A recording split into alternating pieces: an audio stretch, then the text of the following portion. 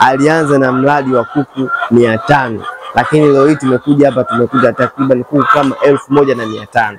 Ukipata washauri wazuri kama hawa Tanzania Kilimo Digital watakushauri jinsi ya kufuga kisasa kwa kutumia keji, basi kwa njia hiyo itakuwa rahisi, tofauti na ambavyo ukianza biashara kwa kufugia chini kuna changamoto nyingi sana na ni rahisi kupata hasara. Lakini kwa kweli, kwa ufupi, ufugaji wa samaki unaamsha, na tunawashawishi vijana wengi waweze kufuatilia hili jambo. Yaani tunautafuta utajiri, ndio kama hivi mnavyotuona. Kwanza niliwaona YouTube, nikawa nimeshalinganisha kwa watengenezaji wa keji mbalimbali, lakini niliona kwa upande wa Kilimo Digital kidogo niliona ubora wao upo juu, kwa hiyo nikaamua kuopti kwamba ninyi ndio mtafanya kazi yangu.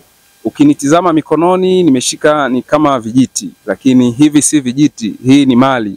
Mimea ambayo inaitwa Junkao. Junkao ndio habari ya mjini sana kwa wafugaji wa ng'ombe.